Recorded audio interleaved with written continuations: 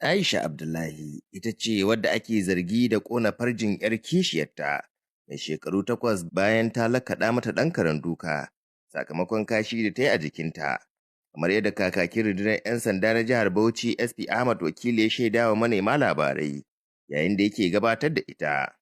Ita da ta yi molestin ne 'yarta mai shekara 8 wanda ake kira Zara Abdullahi. Abin da ya faru tsakaninta da ita da Zara Abdullahi is that yarinyar 'yarta ce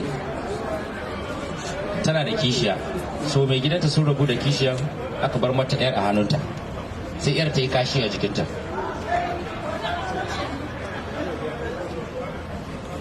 So abin sai bata mata rai, ta dake ta yi amfani da waya, ta dake ta yi amfani da lighter ta sa a private part na ita Zara.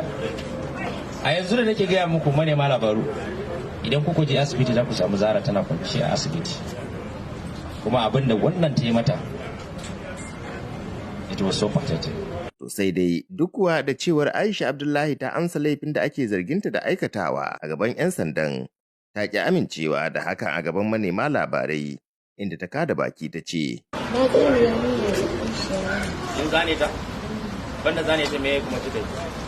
Ni dai gaskiya zane ta ne, amma an ce wai na sare ta da wuka. An je an yi bincike zuwa da sara aka ce wata ce wai na kona ta, shi ma ni daga baya sai kuma aka wata ce wai na saka ta a gabarai. Wannan mata ita ta yi amfani da wuta ta kona farjin 'yar kishiyarta. Idan kuna so akwai hoton abin da ta yi. Ki ce man baki sani ba? Yanzu kina ga wannan bulala ne? Tsakani da Allah wannan bulala ne? Wallahi wannan bulala ne. Wannan a'a wannan dai nake gaya miki ga wannan gaban farjinta. Bulala ne? Eh? Ni dai zai bulala ne amfani da shi, amma a ji a tambaye ta.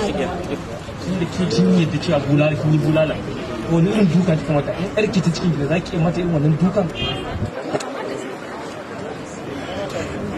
Ba da hasa. Tantani ne in ya zo a kan yayin malar da ya sai